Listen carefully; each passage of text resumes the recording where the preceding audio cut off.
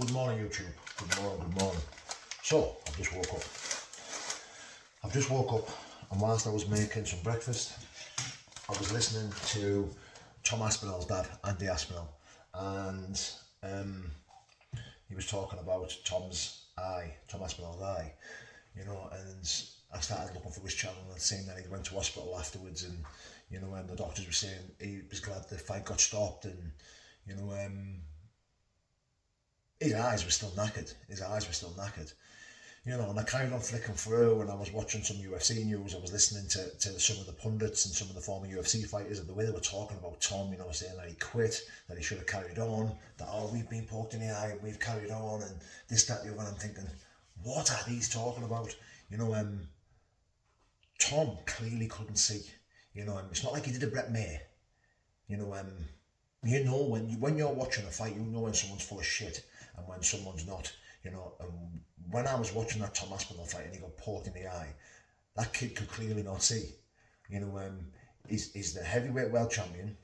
He's fighting a terrific striker in Cyril Gane, and he's been poked in the eye, in both eyes, being poked in both eyes. And anyway, I'm listening to Chael Sonnen, I'm listening to Anthony Smith, there was someone else. There's a couple of fighters and former fighters who were saying that Tom quit and he should have carried on and this, that, the other. And I thought, what are these talking about? Even Dana White is clearly not happy that Tom Aspinall didn't carry on. And I think you're talking about Tom Aspinall who's took fights on short notice. He's fought anyone and everyone. He's never said no to a fight. He's just sat on the sidelines for over a year waiting to fight John Jones. Clearly wanting to fight, but they've promised him that John Jones was going to fight. This is a proper company, man. Like, when I spoke to Tom and when I dropped a few messages and stuff like that, this man lives and breathes fighting, lives and breathes MMA. He lives and breathes the UFC. Now, he clearly couldn't see in this fight, so the fight had to be stopped. And for anyone, especially the UFC and especially former UFC fighters and still current UFC fighters, Aljamain Sterling. So this kid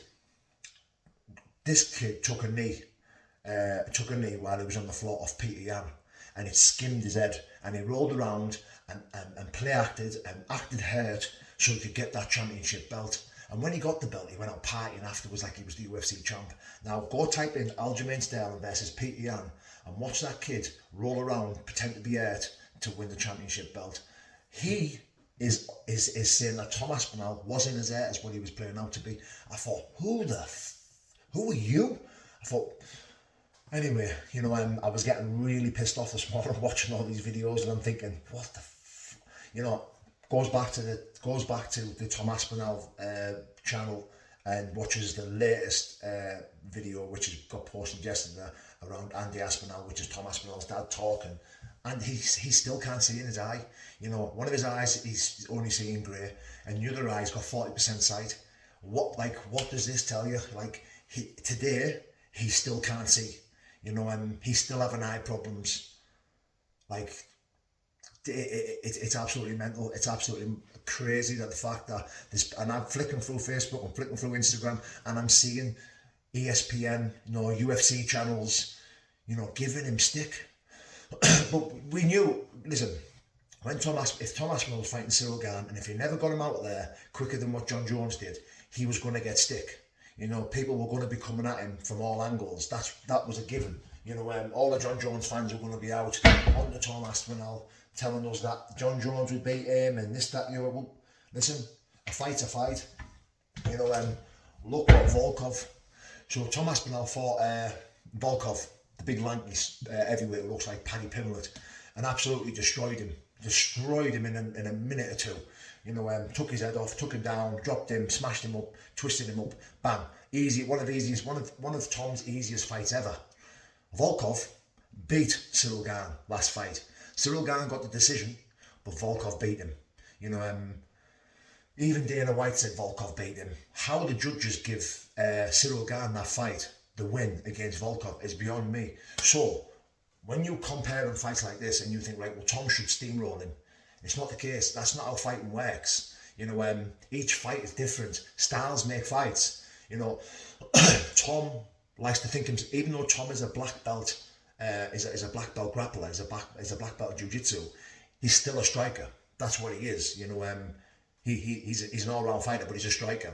So as he was striking with Cyril Gane was reading him a little bit. You know, Cyril Gane was getting a few jabs off, but it was still pretty much even.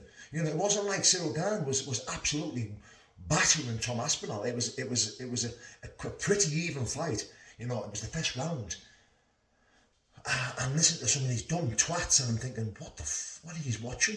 You know, now Tom is a UK fighter. He's one of our own. You know, and regardless of me supporting Tom, this could have been an American fighter or a Russian fighter who I'm talking about here, and I'd still have the same opinion, because at the end of the day, you know, 2 eye pokes, and if you watch the fight back as well, Cyril Gane gets him a couple of times, pokes him in the eyes a couple of times. His hands are come out forward. Now I do get it, when you're a Muay Thai striker or you're a K1 striker, you put your hands out like that.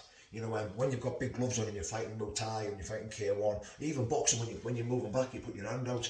But these gloves are not designed for you to put your hand out. There has to be warnings. There has to be punishment.